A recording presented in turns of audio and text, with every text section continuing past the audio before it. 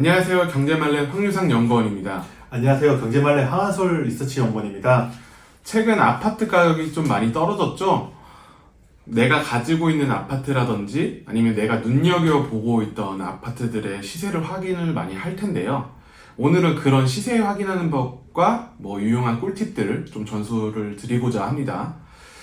부동산 시세를 정확히 볼 줄만 알면 부동산 반등 시점이라든지 아니면 저평가된 아파트를 좀 구별할 수도 있고 아주 유용한 꿀팁이 되지 않을까 싶습니다. 오늘은 그런 내용에 대해서 황한솔 연구원이 좀 얘기를 해주실 텐데요. 네, 제가 준비한 자료는 우리 동네 아파트 가격 얼마나 올랐나 라는 자료입니다. 주택의 종류가 여러 가지 있는데요. 네. 우리가 이제 흔히 얘기하는 게 아파트가 있는데 이제 거주용 주택 봤을 때에 아파트뿐만 아니라 빌라도 있을 수 있고 단독주택도 있을 수 있고 그리고 오피스텔도 우리가 흔히 살고 있지 않습니까? 그렇죠. 일단 여기 예주 조건 중에서 우리가 오늘 알아볼 것은 아파트입니다.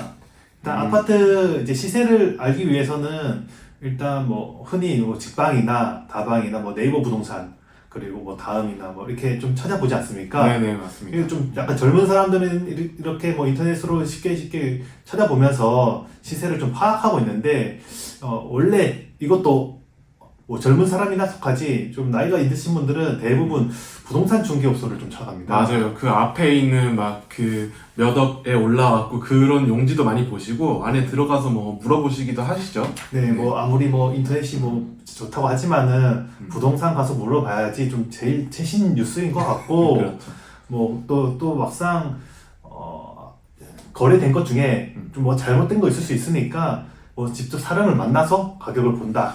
근데 또 사실 그게 또 제일 최신 정보기도 해요. 네, 맞습니다. 인터넷에 올리기 전에 부동산 중개업자들은 네. 그 내용을 알고 있는 거니까. 그래서 시세를 알기 위해서는 가서 보는 것도 좋지만은 저희가 일단 준비할 것은 개인 아파트뿐만 아니라 일단 전반적인 시세를 파악하기 위해서 좀 자료를 준비해봤는데요. 기본적으로 한국부동산원이나 실거래가, KB부동산, 네이버 부동산 이렇게 있는데요. 네네. 이제 그 시세를 파악하기 위해서 기본적으로 이 동네가 얼마나 가격이 올랐고 내렸는지를 좀 파악하는 게 좋습니다. 굉장히 중요한 거죠. 네, 예를 들어서 우리 아파트 가격은 이렇게 올랐는데 보니까 이 지역보다는 다 떨어졌는데 여기만 올랐다. 라는 건 좀 약간 좀 미스테이크하죠. 그렇죠. 네. 그래서 일단 부동산원이랑 KB부동산 가장 많이 쓰는데 이 두 기관에 대해서 좀 알아봐야 될 것 같습니다. 일단 한국부동산원이랑 KB부동산이 가장 대표적인 기관인데요. 일단 한국부동산원은 일단 국가에서 운영하는 통계를 제공합니다. 그리고 그 정부에서 운영을 하는 거겠네요. 네, 그리고 여기에서는 거래량도 나오고 전월세 가격, 분양가 등을 조사하고요. KB부동산 같은 경우에는 일단 민간 기업입니다. 여기도 이제 마찬가지로 이제 아파트 시세나 가격을 좀 통계를 제공하고 있고 여기도 관련돼서 이제 좀 많은 데이터가 있어서 두 개 자료를 좀 준비해봤습니다. 그 정부에서 운영하는 것과 민간 기업이 운영하는 것을 이제 비교해보면 재밌을 것 같네요. 네, 일단 두 개 좀 차이가 있습니다. 기본적으로 목표가 좀 다른데요. 한국부동산원은 일단 집값 안정이라는 정부의 입장을 좀 반영합니다. 반면 이제 KB부동산 같은 경우에는 이제 대출의 기준이죠. KB 시세를 맞추기 위해서 시장 방향을 좀 맞춥니다. 그러다 보니까 이제 또 통계들이 좀 약간 다르다는 뉴스들이 좀 많은데요. 실제로 부동산원에는 아파트 가격이 조금 올랐는데 KB부동산은 가격이 많이 올랐다라는 뉴스가 많이 나옵니다. 좀 궁금한 게 그러면 이렇게 목적이 있다고 하면은 어차피 수치를 바꾸진 않을 거 아니에요. 근데 약간 조사하는 걸 이 아파트로 할 수도 있고 저 아파트로 할 수 있고 하는 건데 그런 걸 좀 약간 변경하면서 통계를 좀 바꾸는 건지. 기본적으로 표본이 좀 차이가 있는데요. 그렇죠, 표본. 한국부동산원 같은 경우에는 일단 집값 안정이 목표다 보니까 가격이 급등하거나 내리는 거에 대해서 되게 민감합니다. 그래서 좀 가격도 한꺼번에 많이 올랐다고 하더라도 좀 보수적으로 좀 잡은 편이 있는 거죠. 그래서 그에 반면 KB부동산은 이제 대출을 해줘야 되지 않습니까? 네, 그렇죠. 네.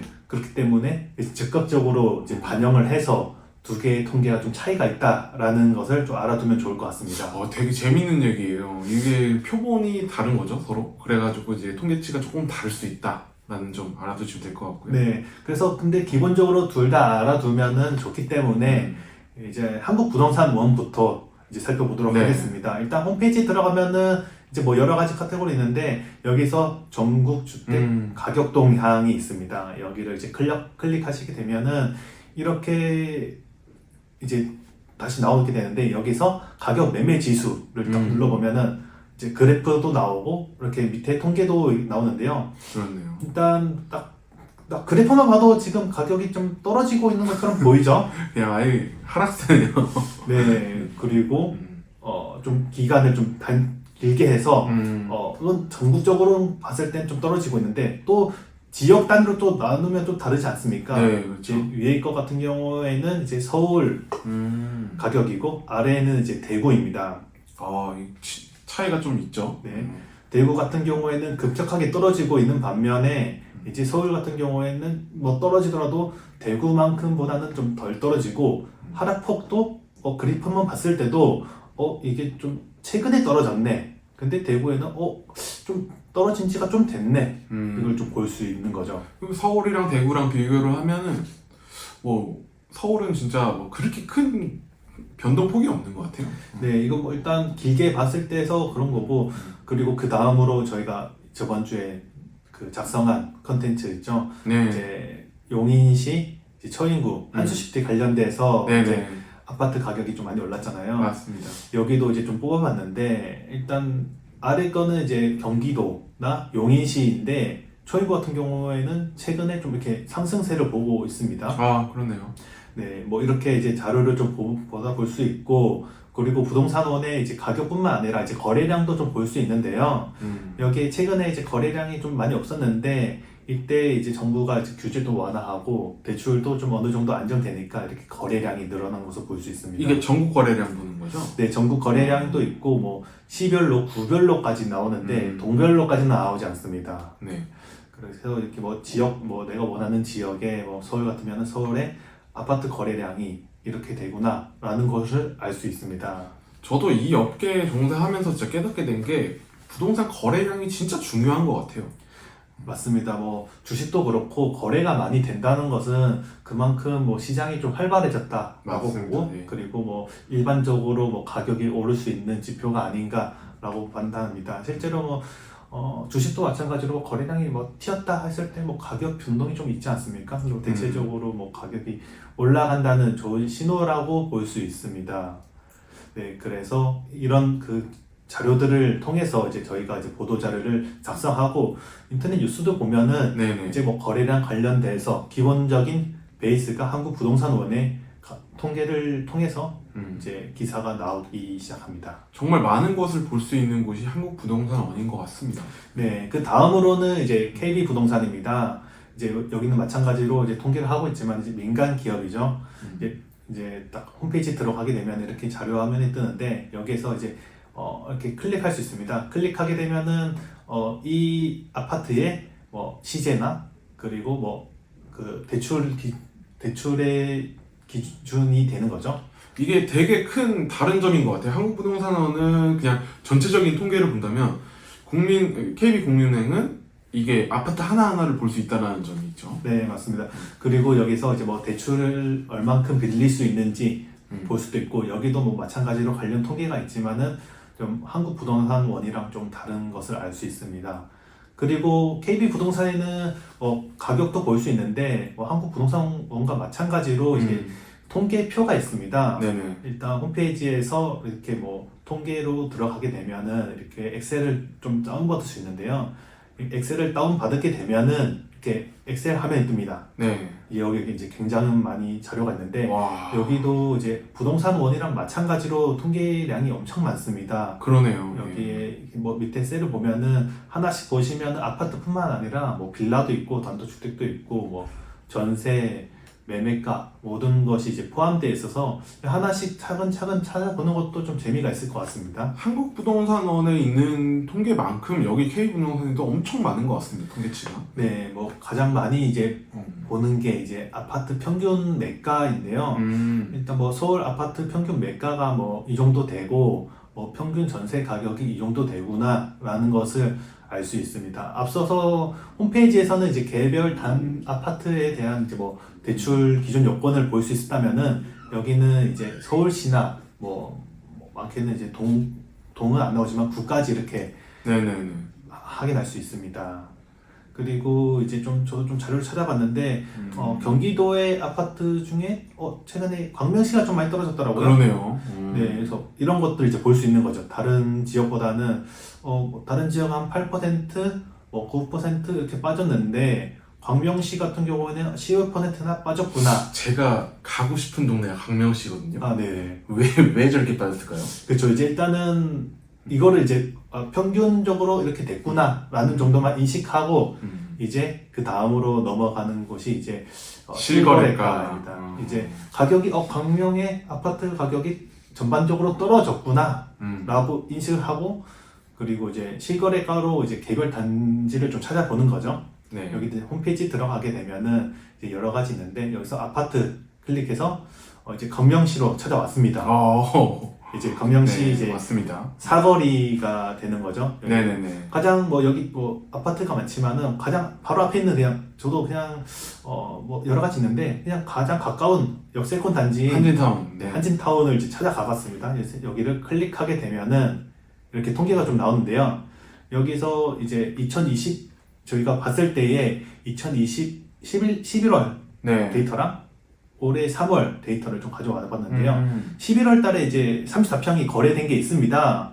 이제 7억 8천만 원에 거래가 됐었죠. 꽤 비싸요. 네. 그리고 3월 달에 거래해 보니까 6억 5천 정도 이제 거래가 된 것으로 이러면은 확인됐습니다. 1억 3천 정도 떨어진 겁니다. 그렇죠? 네, 뭐 이게 딱 봤을 때 보통 일반적으로 봤을 때 이 아파트 봤을 때 이 가격이 떨어졌구나라고 알고 있지만 우리 같은 경우에는 광명시 전반적으로 떨어지고 있구나. 그렇죠. 네. 네. 이 아파트만 떨어진 게 아니다. 네. 라고 알 수 있는 거죠. 그래서 이런 것을 파악한 뒤에 이제 네이버 부동산 가장 많이 보는 이제 네이버 부동산을 가게 되죠.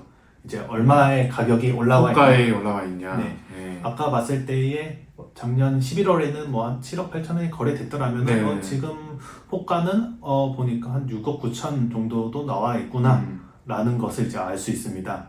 다만 이거를 볼 때는 뭐 인테리어 상황도 볼 수 있고 뭐 층과 뭐 향을 또 봐야 되긴 하지만 일단은 지금 그런 걸 제외하고 보는 거기 때문에 그건 좀 감안해 주시면 됩니다. 네, 그래서 뭐 이 아파트뿐만 아니라 전반적으로 가격이 떨어졌기 때문에 가끔씩 가다 보면은 한 아파트에서 가격이 호가가 되게 높은 경우가 있어요. 그럴 때 이거 좀 이상한데? 라고 생각만 하지 말고 이렇게 우리 같은 경우에는 광명시 전반적으로 떨어졌구나. 근데 여기는 호가가 뭐 집주인이 높게 올렸을 수도 있다. 네. 물론 말씀해 주신 것대로 뭐 인테리어 같은 경우가 있지만은 인테리어는 뭐 기본적으로 뭐 가격보다는 그 단지에 봤을 때는 좀 영향이 좀 적죠. 그렇죠. 이게 되게 이 얘기를 좀 쉽게 설명을 하면은 호가는 아파트를 사는데 드는 최대 금액이라고 생각을 하시면 되고 그 다음에 실거래가는 내가 살 수 있는 최소 금액이라고 보시면 돼요. 그럼 왜냐면 호가는 좀 더 높게 올라와 있지 않습니까? 그리고 호가로 보통 구매를 하지 않습니다. 보통 아파트를 구매하러 간다고 하면은 이거보다 조금 한 1,000만 원, 2,000만 원 싸게 주세요 라고 해서 약간 집주인과 상의를 한 후에 그 금액이랑 하지 뭐 예를 들어서 아까처럼 실거래가 7억에 이루어졌는데 호가가 지금 7억 9천이에요. 그럼 누가 7억 9천에 하겠습니까? 그렇지 않으니까 이걸 꼭 볼 줄 알으셔야 돼요. 왜냐면 호가를 보고 시세를 판단하는 사람이 굉장히 많습니다. 하지만 실거래가가 진짜 중요하다는 것만 좀 아셨으면 좋겠습니다. 네, 그리고 이렇게 보게 되면은 시세 이제 우리는 알고 싶은 것은 이제 시세이기 때문에 그렇죠. 네이버 부동산에 가서 뭐 이제 이렇구나 하고 말씀 주신 대로 뭐 이제 그 다음을 전화하거나 찾아가서 지금 뭐 집주인이 뭐 1,000만 원 정도 싸게 음. 내줄 수 있습니다. 라고 또 하면은 네, 또 가격이 맞습니다. 달라질 수 있기 때문에 네. 우리는 일단 시세 파악 정도만은 이 정도만 해도 훌륭하다. 네.